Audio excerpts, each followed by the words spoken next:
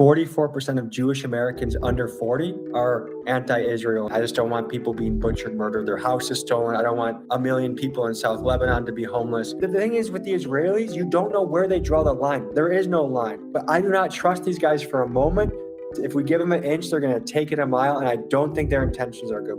At this moment, the United States Congress is pushing through a provision in the 2027 Defense Authorization Act that would effectively merge the United States Pentagon with the Israeli military. This would include, end quote, increasing integration of Israeli technology into U.S. defense supply chains, particularly in areas such as AI and cyber warfare. Now, if you're not quite sure why this matters, let me explain. The government of Israel has a history of spying on American politicians and even stealing and selling our nuclear secrets, as in the case of Jonathan Pollard. Tommy G, the most viral journalist on the internet, has done a deep dive into the connection between the Israeli deep state, the AIPAC lobbies controlling our politicians, and the build-out of AI data centers all over the United States. And what he concluded should horrify anyone. Not only has our country been taken over by a foreign power, one who is committing ethnic cleansing and genocide in Palestine and Lebanon, but with the help of their surveillance technology and companies like Palantir, the United States is at risk of becoming an AI police state. All right, you guys, this is a dark one, but it's important. The one and only Tommy G, right here on The Connect with Johnny Mitchell. Now, were you ever involved in the game? No, I never got involved. I had a brother who was involved, and I got to be a passenger to a little bit of stuff, and it always just made me so nervous. I remember driving around, you know, whether it was stealing weed or whatever it was, like always saying, hey, it has to be in the trunk. We're not going to smoke in the car. Like I used to be so paranoid. Anytime a cop would get behind us or we'd be burn cruising, it was just an uncomfortable experience. And so I never really had the stomach for getting involved in that. And I was entrepreneurial from a young age. I was cutting lawns. I was going door to door as an 8th grader with a homemade flyer, pitching my neighbors on why I should be their lawn guy, and eventually going into other chores or household things that I could help them with. And I made a good amount of money there. I had my own hours. I got to listen to music and be outside as I was lawn mowing. So I didn't really feel the need to do anything that would jeopardize wrestling or just, I didn't want to get in trouble. Yeah, you were a hustler. You were a good kid, but you were a hustler from a young age. And I see it now with your work ethic in this YouTube space is unparalleled.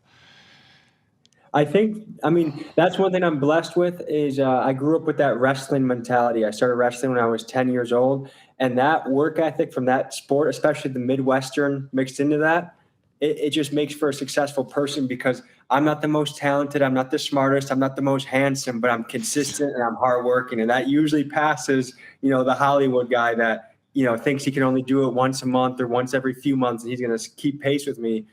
You know, good luck. Well, you're talking about me. I got all these good looks, but none of the work ethic. Yeah, so it's good that we're, you know, yin and yang right now. Yeah, that's right. That's right.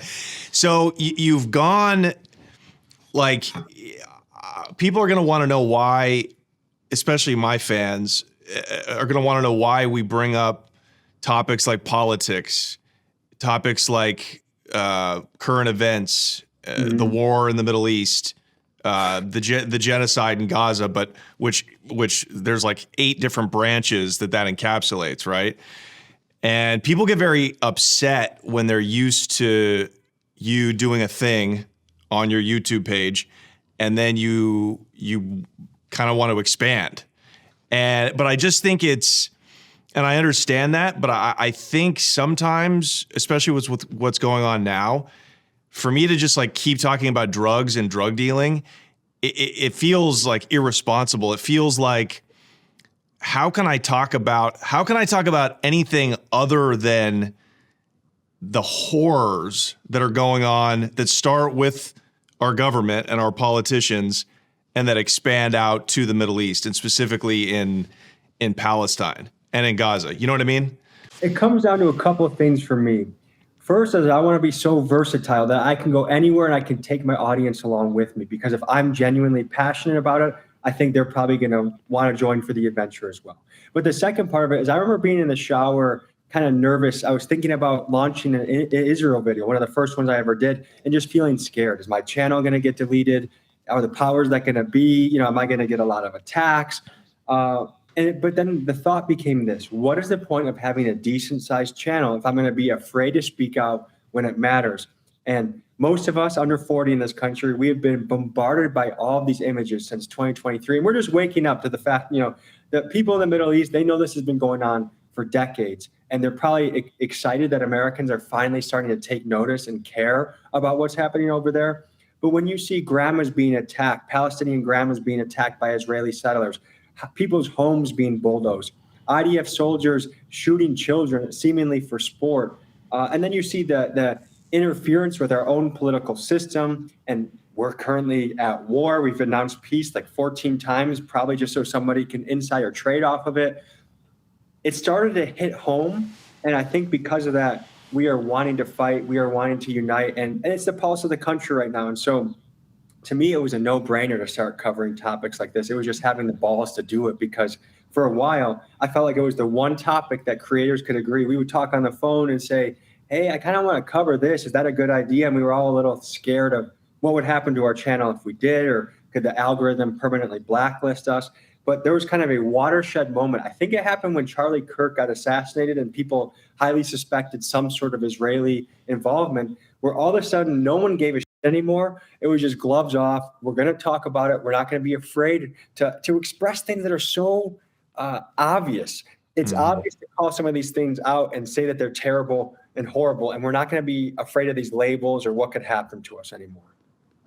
Yeah, good for you. Good for you. And I feel the exact same way. It feels now kind of how talking about specifically Israel, but everything that encompasses, right? Because it's so much more than just a government massacring essentially a defenseless population. It has to do with the co-opting of our government. Literally, I think we're occupied. I do. I think we're occupied by a foreign power the way we were under the British in 1776, and we'll get into that. But yeah, I think talking about it now, it feels like 2022 talking about COVID, right? Like it was forbidden in 2020 to talk about ivermectin, right? Or potential side effects to getting the jab. But if enough people talk about it, the wall eventually breaks down, and then it's a flood, and they can't really do anything about it. There's safety in numbers. But have you faced any, or have you gotten any threats since you did start talking about this? The Zionist audience definitely is an aggressive group. They come after you, they text you relentlessly, and they also have a very arrogant attitude. I've realized when you say something, they'll send you like 6 paragraphs, and if you don't respond, they're like you have to respond to me, or you owe me a response, or it's my people. So it's like, who do you think you are, buddy? Like, I'm not asking you for a 19 paragraph response, and we're probably going to disagree too. It's not like either of us are going to change each other's mind. And what's really strange to observe is it's almost like the people that are for the far right Israeli Zionist movement, which I don't know what percentage of Israel, I think it's a large percentage from what I'm seeing, but it's like we exist in 2 different information bubbles. When we talk about what facts are, it is my stuff, my version of a fact is their propaganda, and vice versa, which makes it almost impossible to have a level-headed conversation.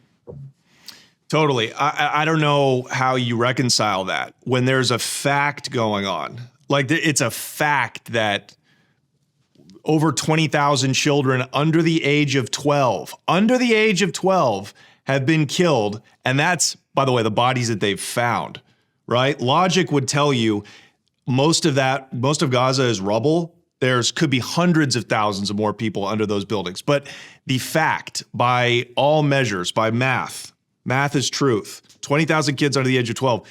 If that's a fact, if 2 people can't agree on a fact, then eventually somebody has to lose. It's a zero-sum game when 2 different sides are looking at a fact and they still can't come to an agreement. Like, it's either going to lead to violence or some kind of revolution. I'm talking about in this country. Yeah, I think this other strange part about talking to a lot of these folks is they have a very obtuse circular, complex way of like dancing around something that seems like an open and shut thing. Like if I send them a video, they say, hey, no one in Palestine is getting their home stolen. And then you send them a video of it's happening. We're like, oh, it's AI, or that's from Hamas, or that's from this organization, which is controlled by Hamas. Like there's always these mental gymnastics to explain why something that's right in your face isn't real or happening.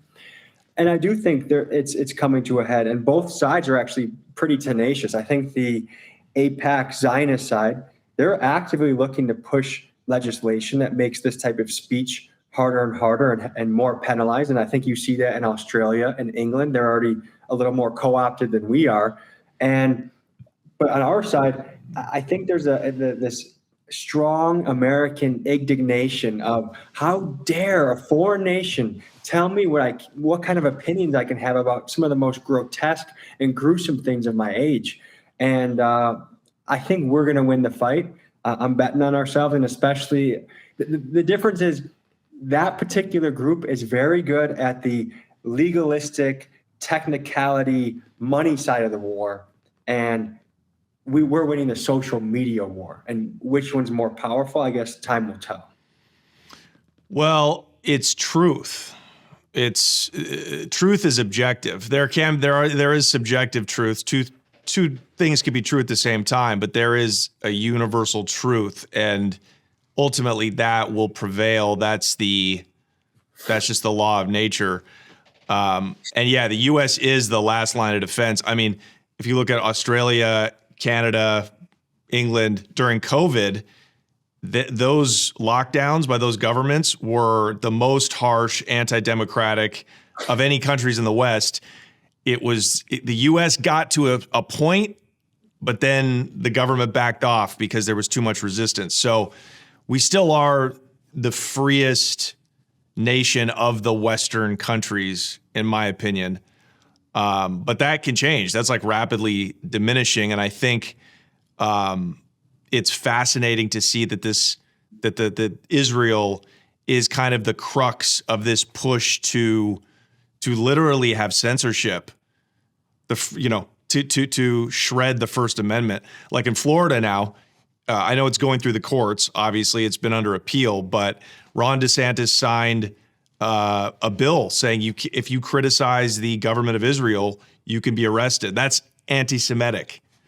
Which, by the way, I love that Jewish people get their own definition of racism.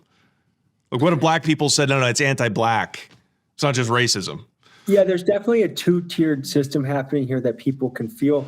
And the thing that's funny in the contradictions is, for example, if you say some of the Orthodox Jewish communities in America are welfare queens and are unfairly using welfare to their advantage to have 9 children and $1 million home on Section 8, that is anti-Semitic. But I'm reading Benjamin Netanyahu's biography right now. In Israel, he's had big issues with the Orthodox community being welfare queens as well. And he harshly cut that to help boost their economy from a semi-socialist economy to a free market economy in the 80s, 90s, and today. And so it's funny, like, okay, so the Israelis can criticize Orthodox Jewish communities and it's not anti-Semitic. But when we do it in our own country, and they're doing it on our own dime. That's the other extremely wild part about it is taxpayers are footing the bill for a lot of this behavior, and you're still not allowed to criticize the people that are living off of your taxpayer dollars. It just is it's funny if it wasn't true. Well, it's a form of being woke.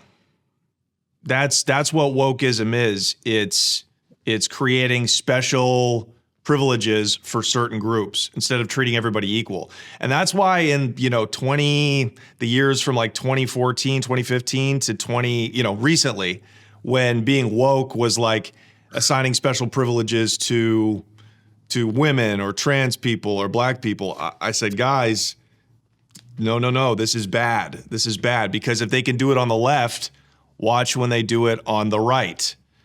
Watch when woke arrives for a group that's much more powerful, right? Like trans issues, that's not even an issue. That's a culture war issue that they use to divide us. But like, oh, now you're assigning special privileges to a group, Zionism or Israel, that literally controls 95% of our Congress. That's dangerous. And it doesn't even make sense. I just looked at a poll earlier today that I think it's 44% of Jewish Americans under 40 are anti-Israel as well. So it's not anti-Semitic. It's just saying, hey, I don't like what this regime is doing it, but the Zionists will go at any length to try and twist it in a way where you hate somebody when you're just saying, I just don't want people being butchered, murdered, their houses stolen. I don't want a million people in South Lebanon to be homeless. I don't want to be part of the Greater Israel Expansion Project. I don't want to be part of the Epstein files. I don't want to fund it with my taxpayer dollars and the military industrial complex. There's just a few red lines that we want to draw, and the thing is, it's getting weaker and weaker. Just how in the 2020s after George Floyd, everyone was a racist. You had to apologize for your privilege.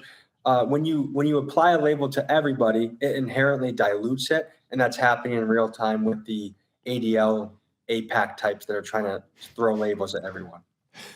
Yeah, anti-Semitic has no label anymore. Like, it doesn't mean anything anymore. In fact, for sure, you're like, oh, really? I made the list. Yeah, it's like terrorism. They throw that out so much, like these Hezbollah terrorists. Like, nothing is terrorism. Oh, drug dealers are terrorists now? Mm-hmm. Like, so what about the people that make raw sugar, which kills way more, not raw sugar, refined sugar, like the sweet and low packets? You think that doesn't kill more people than fentanyl every year? Probably 4 times as many people. So, okay, is Mrs. Sweet and Low, are they terrorists? Like, it has no meaning. The problem is, in a negotiation, you realize that both parties typically have some reasonable points. And whether it's you and your wife, whether it's you and your neighbor that are having a dispute, or Israelis and Palestinians. And right now, I think where the news has gone so wrong is, depending on what flavor you watch, it's always it's red or blue, it's Israeli or Palestinian. And the truth is, they both probably have some points and what we need. And what we're supposed to be as the United States leaders, we're supposed to be the people that can walk into 2 different people groups having a dispute, and we negotiate it smoothly and bring peace to the world. But instead, we're the ones actively exporting war to the world. And we're already in a almost $40 trillion debt crisis. We can't afford war. We have to cut back. War has to wait for another time because we cannot afford it.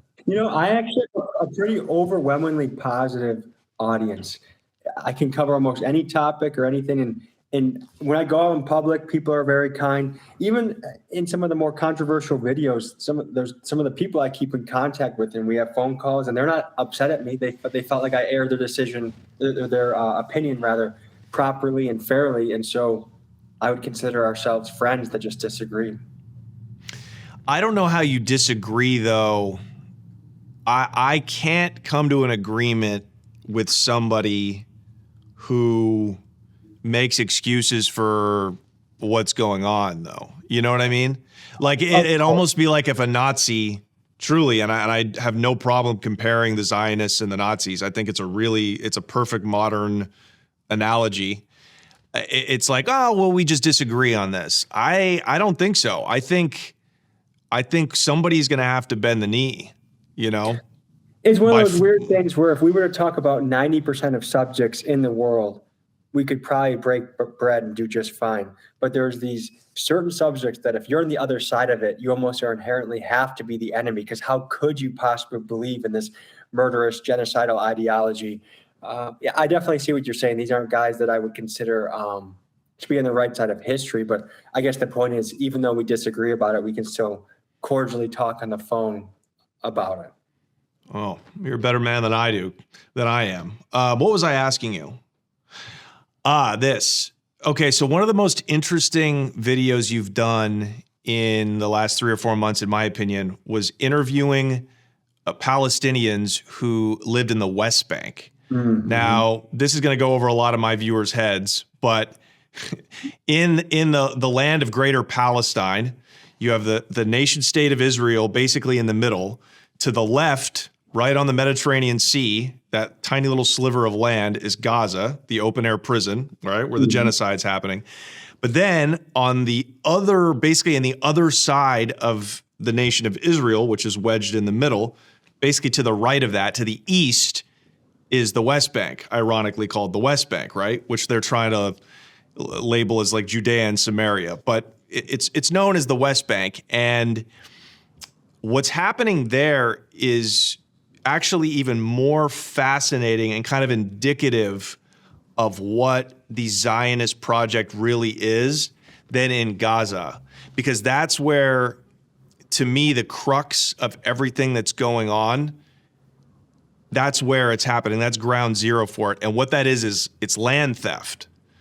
Because people might be asking, well, okay, what is driving them? What is driving, the Zionist ideology? And like, is it just religious fanaticism that's driving them to murder and expel?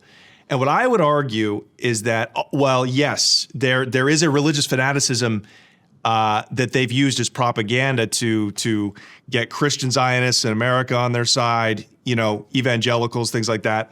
What I would argue is this is a campaign to steal land. It's that simple. So tell us about that. Tell us what you discovered about how these settlers, under the protection of the government of Israel, the nation state of Israel, how they are systematically stealing land and property from the Palestinians, the rightful owners of that land in the West Bank. It's without a doubt a land stealing campaign. And here's the current state of the union. There's over 700,000 Israeli settlers in the West Bank. And this is internationally known as Palestinian land. Treaties have been signed, which then, the Israelis will say, well, technically it wasn't, or this is Judea-Samaria. And basically the Israelis are operating under the belief, the more extremist ones, that this land was owed to them by God, promised to them by God. And the Israeli settlers have been a problem even amongst the Israeli government for decades, where you have prime ministers from Israel in the 60s saying that they are a cancerous group, that they are breaking international law, that they should be stopped. However, it has persisted because basically the first way that it started, they had a leader, I forget the rabbi's name, but he marched into an inn, a hotel, and he told the innkeeper, we are going to celebrate Passover. We're, I think, Swiss tourists, and we'll leave in the morning. Sure enough, he wakes up, and him and his group of devoted followers say, this inn is now ours. And so then the Israeli government was faced with a pickle. Do they forcefully remove these Israeli settlers where they're dragging them away, and that's just bad optics to drag Jewish people out of their homeland that's promised? Or do they send troops to back them up and allow them to keep that land? And that has been the tactic. They allowed them to stay, and then they just slowly encroach on more and more villages. And I interviewed a Palestinian dad who made many, many millions of dollars in the United States, I would guess, just based off of his compound that he has in Palestine. They have these beautiful brick mansions. And even with that, the settlers that a lot of these youth, that they call them the hilltop youth, it's kind of an extremist gang that they torture animals for fun. They throw Molotov cocktails at houses, cars, property. They mercilessly beat grandmas, children, teenagers. They poison water wells. They basically are this little homeless group of extremists that they go into your house. They take stuff out of your fridge. Ha ha ha! You can't do anything, because they know if any Palestinian lays a finger on them, the IDF comes in and they're going to get the shit kicked out of them. They're going to get imprisoned. And the father I interviewed, his son got beaten to death of a mob of about 20 Israeli settlers. And he's an American citizen. And this was so bad that even Mike Huckabee, Mr. Israel himself, our diplomat there, our ambassador there, called it a murder. And to this day, years later, no one's been investigated. Nobody's been arrested. And in fact, this guy's nephew also got arrested for throwing a rock, which I don't know. Did he throw a rock? I would guess probably not. That's a usual kind of bullshit charge the Israelis come up with. And he was held in a military prison of horrific conditions, where this 16-year-old kid went from 102 pounds to like 80 pounds over the course of 9 months, was beaten, was starved. And to imagine someone doing that to your teenage child. And then if you stand up against it, if you want to resist that, then you're a terrorist. That's basically the pickle that these people are in. Right. And so this has been happening since 1948. The nation state of Israel began with giant land thefts, just like what's going on in the West Bank. That's how the whole nation began. So, and little by little over the generations, each government that Israel has gets a little more extreme, and they allow the settlers to take more and more land, to become more and more brazen. And again, but it's cloaked under, like they cloak that under the argument of like liberal Israelis in politics will be like, no, we have to take the land slowly.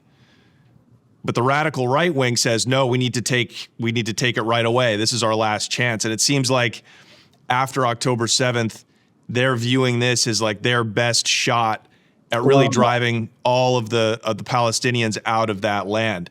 And it comes down to just what you said. It's essentially, and look, guys, if you doubt this, you have the same access to ChatGPT and Grok that we do. You know what I mean? If you doubt this, like there's just go on X and you'll see just the every day there's a video of settlers, which are just like, as you say, they're gangs. They're essentially they're terrorists is really, this would fall under the definition of terrorism, in my opinion. You show up at a house and they'll tell you, they're very honest people. They're like, we're going to take your house. You're going to lose it anyways. We're going to take this. And you have IDF soldiers right behind them, backing them up. Also, these settlers are armed a lot of times with American guns. So that's why we put arms embargo on Israel, is because we send all these rifles over there, and then somehow these settlers have tens of thousands of guns, and they're being used in a way to kill sometimes American citizens, but sometimes just Palestinians. And I guess the one thing that I do want to be fair historically is this is not much different than when Americans settled and started overtaking Native American land. Like most land or newly established land is conquered or taken or stolen land.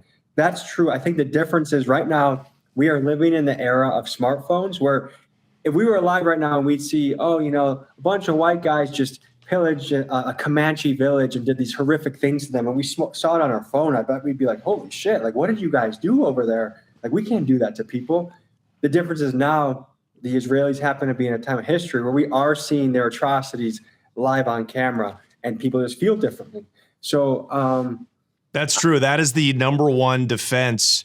Just to show you the veracity of their arguments of Israeli, because I have Israeli friends, not really now after all that's gone on, right?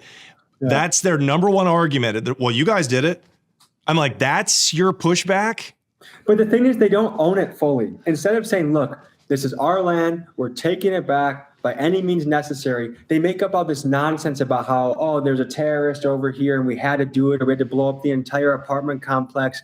That's what I said to this rabbi that I've been talking to on the phone is, if you guys, let's say the Zionist movement as it is, if you guys want to be submersive to our media and buy it outright, and the Larry Ellisons of the world, the Rupert Murdochs of the world, the Christian Zionists he would be. But if you guys want to overtake our media and shove it down our throat, be out open about it. If you want to use AIPAC to buy most of our politicians, say it with your chest. And if you want to take the land that you think is promised to you by God, just be upfront about it. But stop acting like we're crazy by pointing out the truth. That's what frustrates me.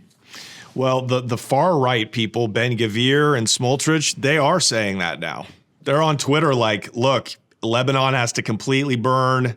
After October 7th, they're called Amalek. Even Bibi Netanyahu's calling the Palestinians animals.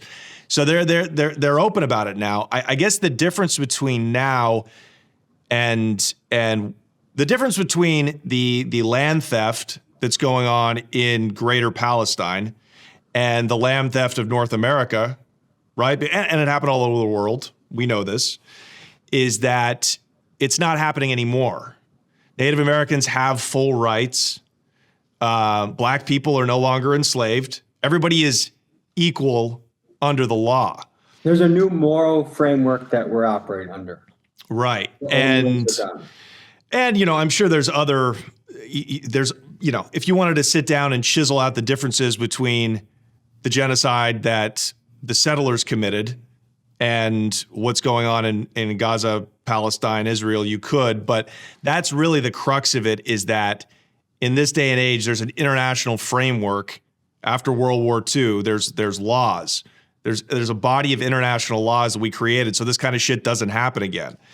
I think another big difference is that the United States is a very large, expansive place versus Israel is a very tiny place. So they think God has promised them like this tiny, like of all places on earth, you had to go to the God promised you the place that has millions of people living. Like there's not, a prairie that you could have taken over. Take Northern Canada. Take all of Northern Canada. Yeah.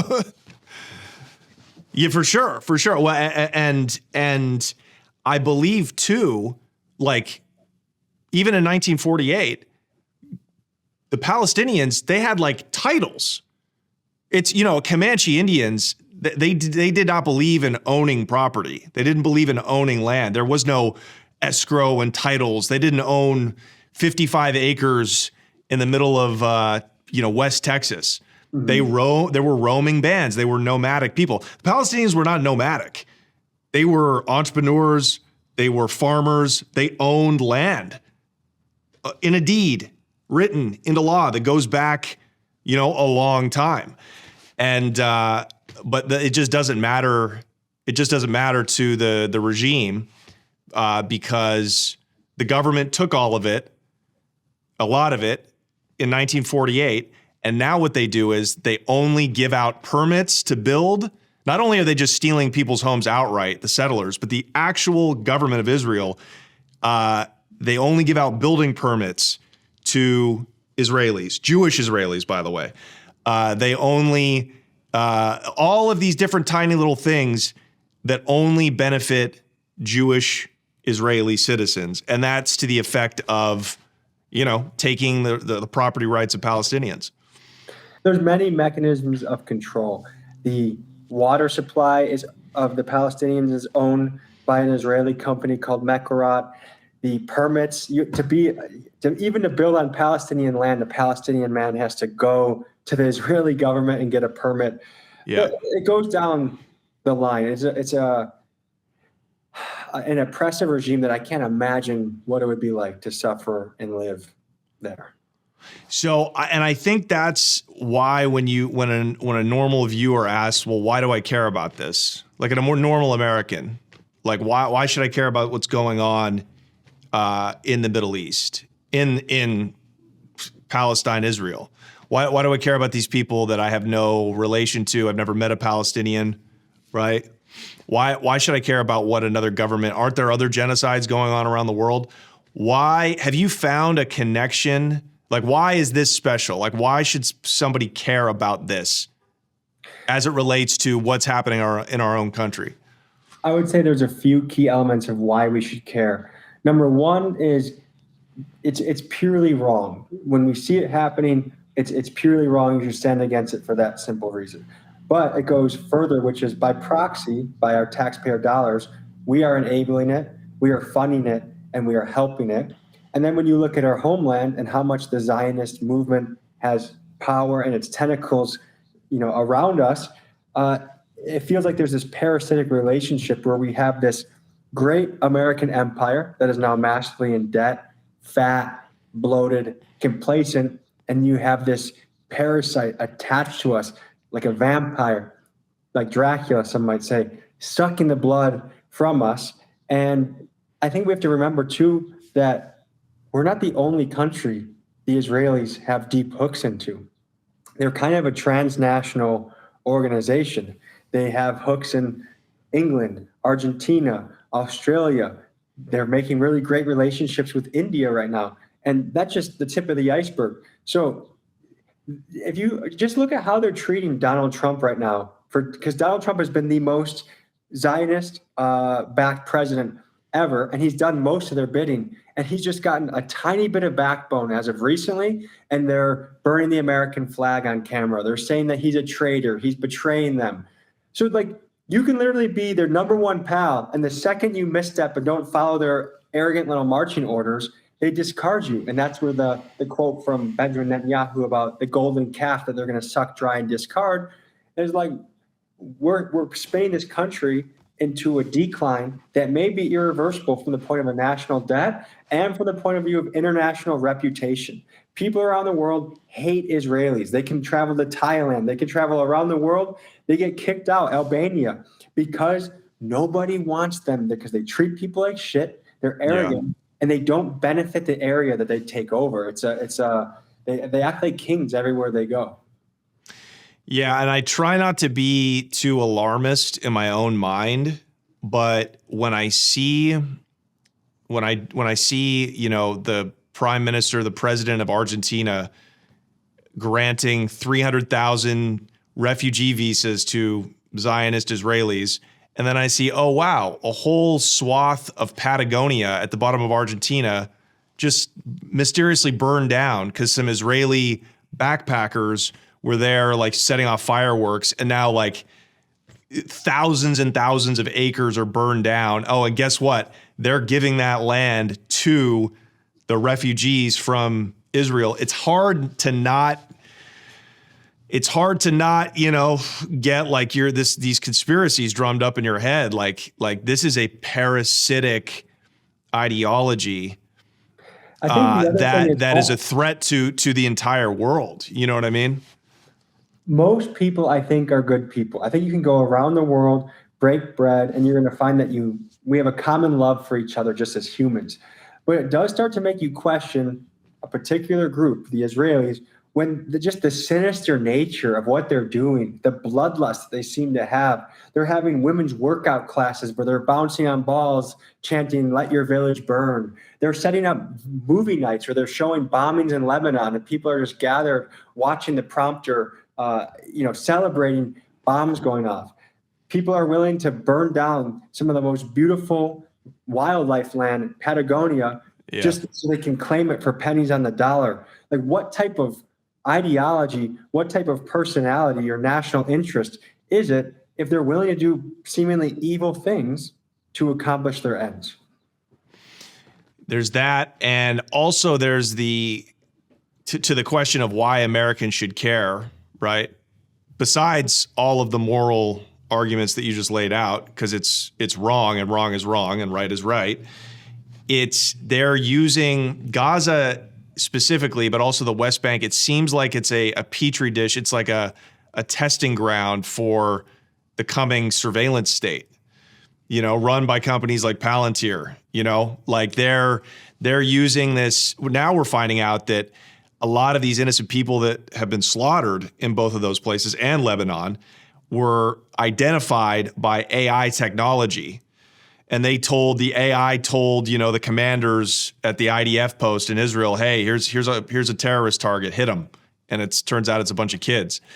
So I think that, you know, I think that Americans should be alarmed that kind of technology has been developed by Zionists like Alex Karp, who are Americans, right? And the fact that now they're talking about there's a bill in our government that's probably going to pass that's going to merge the Israeli military with our own military. Like, what does that mean for us in the United States? Well, first let's address they call it the Palestine Laboratory. There's a Jewish scholar that wrote a fantastic book. His name is Anthony Lowenstein. And he basically has shown, I mean, one of Israel's primary exports, it's cybersecurity, because a lot of their guys come out of their equivalent of the NSA. It's Unit 8200. And these guys are elite level hackers, elite level computer guys. They're all over Silicon Valley. Some of their guys are making companies like Checkpoint, which is one of the primary cybersecurity companies that our data center companies use. So they have access to that funnel as well. But you're very right, is that through Israel's history, another big driver of their revenue has been arms dealing. They've armed the wrong side of the Tutsi massacre in Africa with the Rwanda, the Hutus and the Tutsis. Tutsis? Yeah. No, Tutsis pink cocaine. I think it's the Tutsis.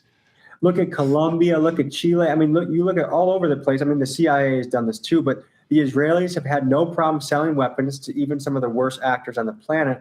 And so their weapons industry is booming. And now one of the newest stages of it is using Palestine as a place to operate, to test. And when they go to weapons conferences, I think they've even been caught showing video of, this drone worked, like an actual live example of it working in Palestine to sell to other countries.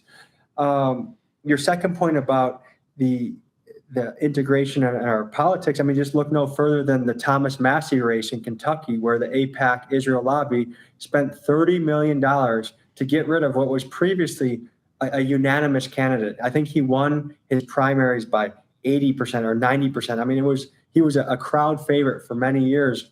And to me, one of the last true American patriots in our Congress. They spent $30 million to get him out, and they're doing that all around the country. And they're doing it now because AIPAC has such a bad reputation. They're creating all these little umbrella companies or these little individual donors like the Adelsons just swoop in, dump money, and do AI goy slop ads that aren't even real. Like for Thomas Massey, they showed him having a threesome with Ilya Omar and AOC, like hiding out of a hotel, going into a limo with them. And it was all fake. It was all AI, and the boomers fell for it, and Thomas Massey lost. So, yeah, he's not a threesome guy, dude. He's probably a foursome or fivesome guy. You think so? No, dude, he's a married man who's enjoying himself as a true American husband and father. He's not a guy that's sleeping with random people. And it's just a shame that this AI worked on the boomers so easily. That's incredible. What about the surveillance? Because I think about, as an American, I see all of these data centers. They want to build thousands and thousands of data centers. That has nothing to do with supporting AI. China's like 30 years ahead of us with AI, and they have like less than 1,000 data centers in the whole country of China. So I look at all these data centers, and then I look at, the attempted integration of the Israeli military and our military, and I look at Palantir, and I say, yeah, and then I look at Flock cameras coming up, and I say, they're planning on trying to control us and implement some kind of social credit system vis-a-vis China. We have a Flock story coming out pretty soon. Their headquarters is in Atlanta. I teamed up with a very cool tech YouTuber who's a YouTube journalist. His name is Ben Jordan. And the first part of the episode I wanted to do was I wanted to put Flock under surveillance. So I wanted to go to their employee parking lot and film all of their license plates. And we're going to run it through an algorithm that Ben Jordan has where I can see where this person's name and address and all these different things that say, hey, there is a lot that can come from having this type of information. But we uncovered that they secretly moved from their company headquarters. We found out the place that they purchased. And again, neither of these buildings have any markings on them. There's no sign that Flock exists there. And we got stopped at the second headquarters by the doorman. We couldn't even go to the elevator to try and snoop around. And then we went to their drone location because part of the technology they're developing is a first responder application where, something happens, a drone goes there right away to get eyes on the scene, which perhaps has positive thing that it can bring to the table. But even that company had a front, it was CES Construction was on the building. There's no sign that Flock ever does business there. And I started surveilling the employees and saying, hey, sir, you're under surveillance, but don't worry, it's for your safety. And of course, which is their argument to us, of course they didn't like that. They lied that they were even part of Flock. Right. Called the cops on us. We got boxed in, unable to leave. And then we talked to the Flock employee, and he's like, you doing this made me feel very unsafe. And I said, so me filming you without your consent made you feel unsafe? And he's like, yes. I'm like, touche. Like, that's how we all feel. And the weird thing that's happening right now between the data centers, Flock cameras, is we have these things that are wildly unpopular on a local level that somehow between our city council or our sheriff's office, like 80 or 90% of the town doesn't want it, and 3 or 4 people voted in. And there's this weird infiltration or creep happening where it's like, there's just something sinister about it. Like, why something that we obviously don't want? Are you guys so intent on shoving down our throats?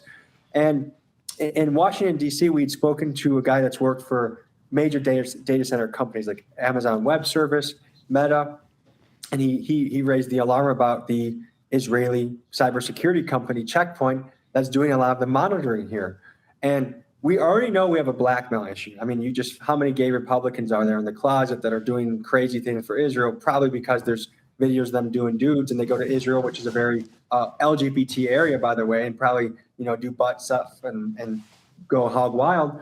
But they already have a lot of our information. They know how to jailbreak iPhones or how to hack almost anything. They're very technologically advanced. But now we're going to have all of our search history, all of our queries. Basically, if you treat Gemini or ChatGPT like a diary, they know everything about you. And that to me, there's just no way that's not getting suctioned somehow into use by the Israeli equivalent of the NSA. Hang on. So you're making a connection. You're saying with the flock cameras that are going up all over the country and communities and neighborhoods and cities all over America, license plates with your information are getting sucked into this database, processed, somehow cross-referenced with ChatGPT or whatever your search history, and then funneled to the Mossad. No, and obviously our my government as well. Is that similar to how Americans don't want data centers, which that's where the Israeli integration comes in. Also, Americans don't want flock cameras coming in. And it's this weird thing that these are two issues that most Americans, if you poll them, I put a poll on my Instagram and YouTube, it was like 90% no. They don't want these in our city, yet somehow they keep getting forced down our throat. But no, I'm not connecting the Israelis to the flock safety system. Okay, but how is that connection to the data centers? The data center, because they're running cybersecurity for the data centers, I feel like there's some way that they have access to all the data that's coming in and out of that. I see. So it's these cybersecurity companies around these data centers that are getting built that are Israeli cybersecurity companies. Yes, just look up Google Checkpoint and see how much of the industry. I mean, I think they're in every one of the top Fortune 500. They're in the top 50 companies for sure, and they're in most of the top Fortune 500. And so, is there corporate espionage? Is there? The thing is with the Israelis, you don't know where they draw the line. There is no line. So to me, is some of what I'm saying unverified? Is it perhaps unconnected? It may be, but I do not trust these guys for a moment. If we give them an inch, they're going to take it a mile, and I don't think their intentions are good with us. So Checkpoint that's what people are saying is the new Palantir.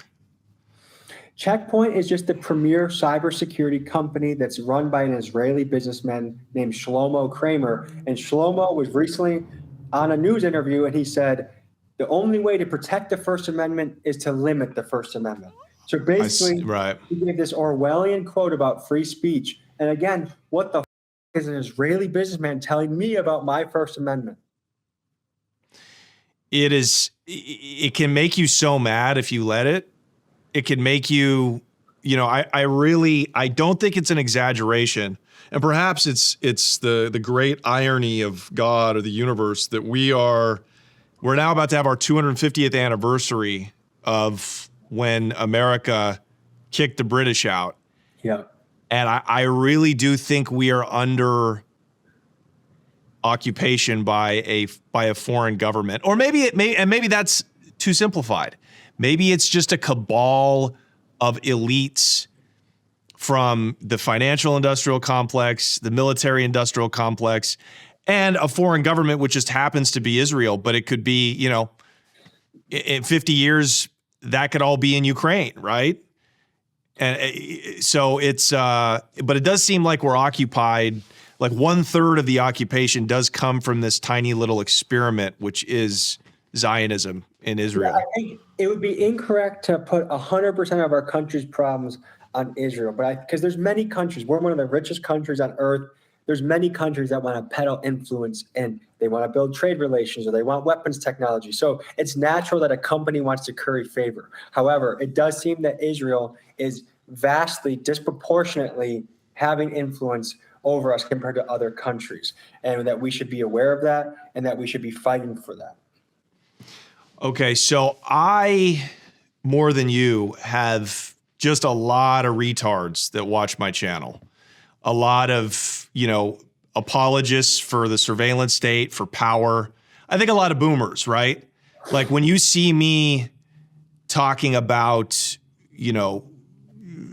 speaking up about why we don't want flock cameras in every corner, why we want to limit the power of the federal government.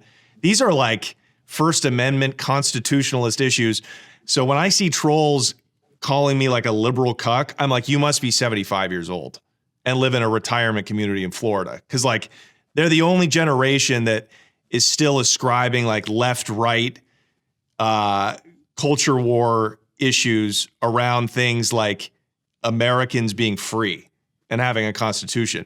But let's break down why, for somebody that would say, well, flock cameras they just keep the community safer, right?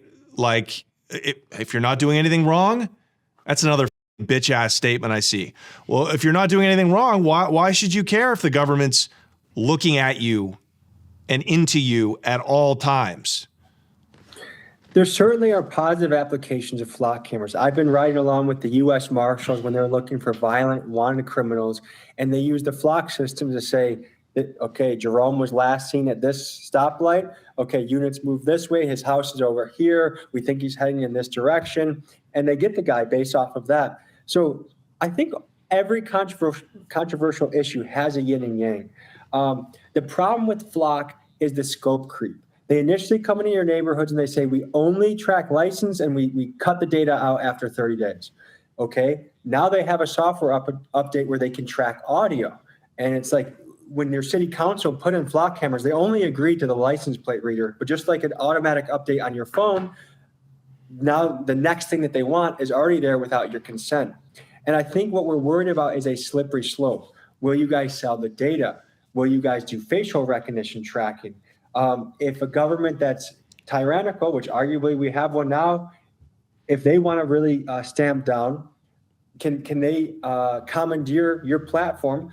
Like it's the same argument as like the gun doesn't kill people, the people kill people. Same thing with flock. Flock in a altruistic, benevolent government's hands just contributes to safety. There's no danger, there's nothing to worry about.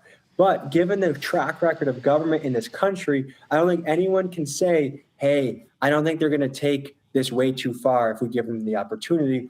One example would be in Minneapolis when the ICE raids were happening. And depending on how you feel about ICE, you either view that as, hey, they're cleaning up the country full of immigrants, or they're very much overstepping their boundaries and how they use this technology. I know family members that in-laws out in Minneapolis that are Native Americans that they got boxed in at the bank by 8 or 9 different Fed vehicles, demanded to show their ID. And then once they realized that they're not, a Latino, then they're free to go.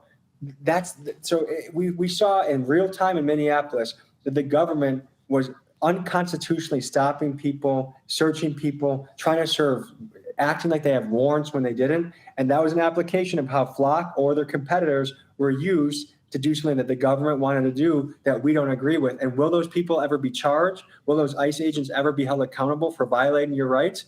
Probably not. And if they do, just like with a lot of police stations, if they do get held accountable, it'll be your taxpayer dollars that funds the lawsuit that pays out the victim, not the police pension fund, not the ICE pension fund.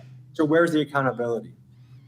Yeah, and I think at crisis times, that's when you really see the consequences of big government, of letting the government, the government has gotten twice as big. Our federal government has grown by 100% since the COVID pandemic in terms of budget, in terms of money that they've created, and of course, consequently, the bureaucracy.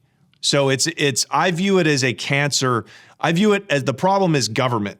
It's not, you're not going to find a better government on the left or the right. The solution is not better government. It's less government. That is a decidedly American first kind of ideology that I think most Americans can kind of get down with, right? Like, Thomas Jefferson had this quote, better 100 men, or maybe it was Ben Franklin, better 100 guilty men go free than one innocent person be locked up. That's what made America so revolutionary. It's like you can't, yes, there is even though flock cameras could have prevent somebody from committing a crime, it's not worth it if 100 or 200 or 500 people in the community have their rights, their constitutional rights against government spying taken from them. And that's what makes America so much different and exceptional to almost any country in the world. It's free speech and it's privacy. But we've been so propagandized. Go ahead, sorry. The Patriot Act came through after 2001, after 9/11, our rights have been slowly eroded. And you got to imagine that the people in power, they want to have ultimate control. And so the way to do that is to control the currency, control the surveillance, control the legal system.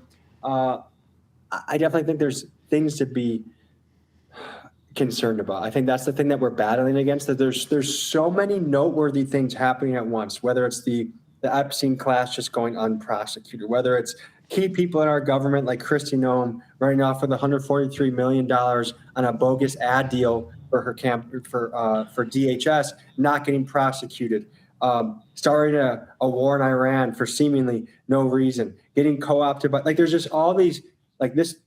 The thing I think about is Bill Clinton, when he got the Monica Lewinsky blowjob, that was a months-long news cycle that we followed. Now, a huge spike moment happens and we just move on in 2 days because another spike moment happens. We're getting overwhelmed and clobbered with huge examples of corruption. And I think part of it is the incentive structure of government. Government will never be motivated to make themselves smaller.